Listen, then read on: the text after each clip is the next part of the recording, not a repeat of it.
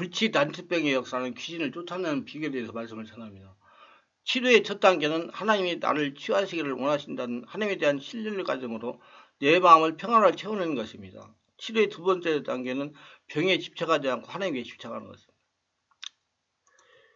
마음을 하나님의 치료를 상상하십시오. 현대의학에서도 상상요법이 중요하게 여깁니다. 단 우리의 상상은 성령의 도우심이 있는 상상입니다. 성령의 도움으로 내가 건강하게 되는 상상입니다. 그리고 강력한 치료의 능력이 나타나 믿음을 가져야 되는 건강한 모습을 상상하세요. 그 상상하는 모습에 성령님이 역사하시기 바랍니다. 세 번째 단계는 입으로 신하고 선포하는 겁니다. 우리 안에 와 있는 생명력과 질병 치유의 권세를 사용하는 겁니다. 예수 이름 병안에 내 안에는 위장병은 치료될지어다. 이것을 말에 담아 내 것으로 사용하는 겁니다. 하나님의 자녀에게 주신 이 치료의 능력, 창조의 능력을 사용하십시오. 믿음으로 사용하세요. 영의 세계에서 자연 세계는 지배됩니다. 육은 영에서 지배됩니다. 영의 능력을 건설을 가지고 명하면 육은 치료를 받을 수가 있습니다. 중요한 것은 우리의 믿음입니다. 성령께서 역사하시는 믿음의 언어로 치유됩니다. 그냥 하는 말은 중간에 떨어지지만 성령의 인도하심, 성령이 함께 하심이 있는 언어는 초단적인 언어이기 때문에 떨어지지 않고 역사를 합니다. 중요한 것은 성령 충만과 믿음의 언어 사용입니다. 성령 충만이 우리의 사는 길입니다. 우리는 성령 충만의 믿음의 언어를 사용하여 우리 환경에 지배하여 새로운 창조를 할 수가 있습니다. 질병의 진행 과정은 이렇습니다. 하나님은 로마서 6장 24절 죄의 싹서는 사망이요 하나님의 은사는 그리스도 예수 우리 주 안에 있는 생명이라 그랬어요. 어떠한 형태의 죄든지 간에 적은 것이 씨앗이 되어 누를 것 같이 우리 정신과 마음과 육체를 파괴해갑니다. 표면적인 생각이 잠재의식까지 진행되어 신경세포가 파괴되고 자율신경이 파괴되어 자신의 생각이나 의지로 조절이 되지 아니하게 됩니다. 말초신경이 작은 내장기관의 파괴를 가져오고 뿐만 아니라 인체의 호르몬 기능의 조화를 잃게 되고 체력과 혈액이 생성화되거나 혼탁해져서 신체 여러가지 질병에 대한 면역력이 상실되고 특히 부위의 세포가 비정상의 세포로 파괴되면서 육체의 변화까지 진행이 됩니다. 영의 병과 원인이나 결과가 유사합니다. 그러나 외적인 악한 영의 영향이나 침투로 인한 질병이 발생하는 것이 아니라 내적인 자신의 성품, 인격, 곧 조화를 이루지 못한 마음의 병든 영혼 죄로 말며 일어나는 질병입니다. 그래서 마음을 관리를 잘 했어야 돼요. 내면 관리를 잘 하셔야 돼요.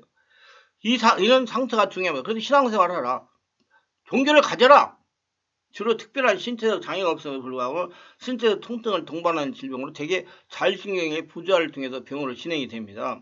자율신경의 교감신경과 부교감신경으로 나누는데 좌절, 낙심, 분노, 미워하는 마음, 질투하는 마음, 원망하는 불평하는 마음, 불안이나 염려나 낙심이나 두려움 등을 교감신경과에 속합니다. 반대로 기쁜 마음, 평안한 마음, 사랑의 마음이나 용서한 마음, 온유한 마음 등은 주로 부교감신경에 속합니다. 자율신경의 균형이 좋아 깨질 때 각종 장기의 혈관, 근육이 뼈쳐 있는 세포에 영향을 주므로 신체에 이상을 일으키게 됩니다. 자율신경을 자극하는 것이 바로 인간의 감정이나 화나 정서적 혹은 심적 스트레스를 받게 되어 평안함이 깨트려지고 하나님과 불화가 시작되는데 이 스트레스는 하나님의 뜻대로 살지 못하거나 믿음으로 살지 못한 죄의 결과를 할 수가 있습니다. 마귀 귀신이 스트레스를 받게 한다는 얘기예요. 그래서 모든 질병이 상처 스트레스로 오는 겁니다. 충격적인 상처로 감정적인 충격을 받으면 사고 기능이 저하되고 합리적 판단이 흐려지며 앞뒤를 생각할 겨를 없이 공격적이 됩니다. 흥분한다는 얘기, 심령이 상하게 되어 육성의 본성이 육성이 드러나게 됩니다. 이런 화가 분노로 격한 심령으로 확산됩니다. 이런 화병이 통제되지 못하면 반발하게 되어 영적으로 병적이 되고 질병으로 진행이 됩니다. 충격이나 신경성 원인에 대한 모든 질병은 모두 이 혼에 속한 병인데 정신적인 질병과 육체적인 질병 두 가지 형태로 진행이 됩니다. 화나 분노가 내적으로 스며들어 발생되지 않는 상태로 속으로 심령이 상하게 되고 정신적인 손상이 계속되어 뇌신경 세포의 파괴가 진행되면 노리제나 우울증 및 정신병이 발생하게 됩니다. 그렇지 않고 내장기관의 신경세포 손상이나 자극이 계속되면 육체적 질병으로 발전하게 되어 마음의 병으로 발전하게 됩니다. 화병으로 발전하게 돼요. 그럼 나중에 다른 병이 생기는 거예요. 내적 상태의 질병과의 관계입니다. 현대의학은 육신의 질병을 단순히 병리학적인 차원에서 다루지 않고 유전적, 심리적이며 영적인 분야를 함께 다루고 있습니다. 질병과 내적 상처의 관계는 사회가 복잡해지면 더욱 관계가 깊어지며 육체의 질병은 유전, 환경, 식생활 습관, 심리적, 영적으로 복합적으로 영향을 받아 질병이 생기게 됩니다. 과거 어떤 상황을 접하여 심한 감정의 상처를 입었다면 그 상황이 다시 생각할 때 감정의 자극이 생기게 되어 이러한 반복이 심하게 되면 신체적 질병, 심한 노이로제에 이르게 됩니다. 이렇게 되므로 교감신경이 강화되어 분노하거나 앙심을 품는다거나 자신의 인체 속에서 분비되는 아드레날린으로 인해서 신체 여러 장기와 뼈와 신경에 손상을 가져오게 됩니다. 그러니까 뼈 관절에 독소, 염증이 생기다는 얘기예요. 그래야 장기도 마찬가지고 그래야 시간이 경과됨에 따라 질병으로 나타납니다. 그러면 질병이 몸 밖으로 나타났다면 상당히 시간이 많이 경과된 상태라고 이해하고 치유해야 될 겁니다. 그리고 미리미리 말씀과 성령 충만한 신앙성으로 예방하는 것이 좋아요. 성령의 역사가 일어나야 관절, 근육, 장기에 끼어있는 독소, 염증이 없어집니다. 우리 민족은 역사를 통해 문화 환경에서 아픔을 부딪히고 살아왔지만 반상제도, 남존대비, 장유유서 문화로 누르고 눌리는 악순환을 거듭해서 이런 아픔과 눌리면 단지 한 세대 문화뿐만 아니라 그 세대를 사는 사람들에게 커다란 감정적, 정서적 상처를 안겨주게 됩니다. 이러한 내적 상처는 정신적, 육적 질병과 연결이 됩니다. 그래서 성령을 안에서 온몸 기도를 오래 하니까 다 고쳐지는 거예요. 여성이 부부간의 갈등, 시댁과의 가족과의 갈등, 남편 문제, 경제 어려움도 많은 갈등을 겪어왔습니다. 그런데 대부분의 경우 참으며 살아가는 그래서 운명으로 체념하고 살았습니다. 이러한 이유로 인해 한국 여성이 보이지 않는 내적인 질병, 화병이 생긴 겁니다. 정신심리학에서 화병은 어떤 충격이나 신체적, 심적으로 6개월 이상 만성적인 고통을 겪게 되는 상태를 말합니다. 화병은 심적인 갈등, 긴장으로 인해서 심리, 정신적 부분에 병이 발생하지만 이 부분에 국한되지 않고 어느 정도 기간이 지나면 심폐기능, 근육, 위장, 장애를 유발하게 됩니다. 화병에 대해서는 제가 유튜브에다가 설계해서 올려놨습니다. 우리가 웃을 때, 행복할 때, 하나님을 찬양할 때, 운동을 할 때 엔돌핀이라고 불리는 물질이 신체 안에 배출되는데 그것은 고통을 들고 신체의 조직, 치료, 마치 약의 작용성을 일으킵니다. 모든 쓰라린과 원하는 첫째 분노로부터 시작해서 이 신체의 공부 아드레날린을 지나치게 분비시킵니다.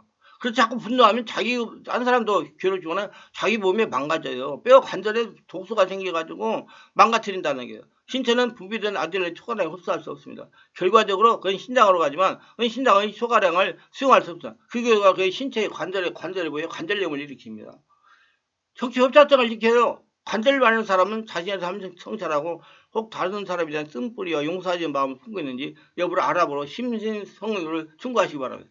마음의 육체의 질병을 내적 치료는 이렇게 합니다. 자신에게 마음과 육체의 질병이 있다는 걸 인정해야 됩니다. 제가 지금까지 성령치유 사역을 해오면서 체험한 바로는 본인이 마음과 육체의 질병이 있다는 걸 인정하기만 하면 치유는 가능합니다. 또 중요한 것은 세상 것들과 약물만 의지하여 치유하는 생각을 가지고 있지 말고 말씀과 성령의 역사로 치유를 받겠다는 또한 의지 또한 중요합니다. 환자가 자꾸 세상 의술에만 의존한다면 마음과 육체의 질병 근원은 치유가 거의 불가능합니다. 그 치유의 마음과 육체의 질병 근원에 영적인 문제가 결부되어 있기 때문에 그렇습니다. 세상 의술은 질병이 더 진행되지 않게 해서 자신에게 치유의 항체가 나와 치유되기를 기다리는 치유법 방법이기 때문입니다. 그러나 영적인 치유는 하나님이 하시는 것이므로 마음과 육체에 발생한 질병의 근원을 찾아가지고 성령께서 깊은 곳의 역사에 근원을 뽑아내며 치유하는 것이므로 완전 치유가 가능합니다. 하나님 못 고치는 질병이 없다는 걸 믿으시길 바랍니다. 성령으로 세례를 받고 성령으로 충만해야 됩니다. 마음과 육체의 질병을 치유받으려면 아담 옛사람이 주가 없어져야 됩니다. 예수를 듣고 예수를 하고 성령으로 인도받아라. 근데 아담이 주가 없어지게 하는 것이 성령의 역사입니다.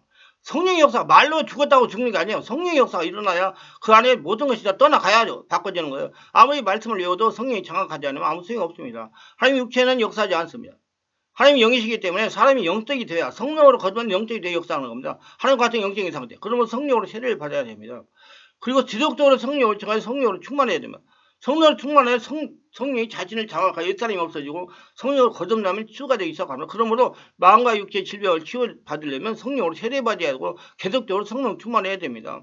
말씀과 성령 역사 내적 치유합니다. 성도들 중에 목사님 저는 상처가 없습니다. 하시는 분들이 계시는데 육체를 가진 성도가 상처가 없을 수가 없습니다. 인생을 살아가는 것이 상처이기 때문입니다.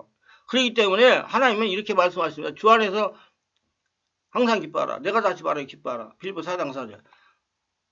성처는 모두가 다 있을 수가 있습니다. 상처 없다는 교만한 거예요. 그래서 말씀과 성령 역사 상처를 내적 치유해야 됩니다. 성령이 치유합니다. 사람의 기교로 치유할 수 없어요. 내적인 상처는. 질병을 치유하려면 질병이 발생한 근원인 상태를 먼저 찾아서 내적 치료해야 질병의 뿌리가 뽑히는 겁니다. 그래서 미국의 병원에서는 환자들에게 약물만 투여하는 것이 아니라 전문적으로 내적 치료를 하는 목사님을 통해 가지고 환자들에게 영적 치유, 내적 치유를 하게 한다는 것입니다. 원래 내적 치유는 미국 병원에서 하던 것이 우리나라의 의사분들이 배워서 우리나라에 접목한 것입니다. 그러면 내적 치유 없이는 질병의 완치는 불가능하다고 해도 과언은 아닌 것입니다. 내적 치유를 받으면 먼저 예수를 자신의 주인 영접하고 성령으로 세례를 받고 성령으로 충만해야 되고 성령한테 기도를 해야 됩니다. 내적 치유는 전적으로 성령께서 하시는 사역이기 때문에 우리나라의 모든 교회 목사님들은 내적 치유를 받아야 되고 또한 내적 치유를 할 수 있는 능력을 소유해야 된다고 생각하고 그리고 내면 세계를 바르게 알아야 돼요. 여러분도 내적 치유 받으시길 바랍니다. 그리고 자신의 내면의 상처가 머무르지 못하게 하시기 바랍니다.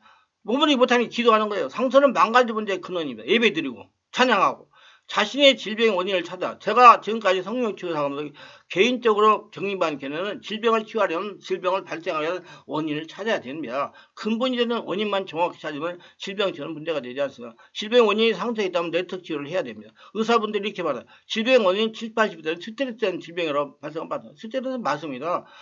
상처는 만병의 근원이에요. 스트레스 상처입니다. 그런 상처는 인해서 질병이 7, 80%가 발생하는 겁니다. 그리고 내적인 상처를 치유해야 됩니다. 질병의 원인이 영적인 문제에 있다면 성령이 지배하여 귀신을 쫓아내야 됩니다. 질병의 원인 중에는 죄로 인한 질병도 있습니다. 질병의 원인이 죄라면 회개하고 죄의 역사는 귀신을 쫓아내요. 귀신만 떠나버려야 되고 성령으로 충만하고 회개를 해야 돼요. 용서를 하고 귀신을 축사하려면 먼저 내적으로 쓰레기를 청소하고 귀신을 축사해야 되면 쓰레기가 청소되지 않으면 귀신은 절대로 안 나가고 나갔더라도 다시 들어옵니다. 환자의 영 안에 계신 성령의 강력한 역사로 인해서 귀신이 밀려나서 떠나가게 하는 거예요. 자신의 불이 나와서 떠나가는 거예요.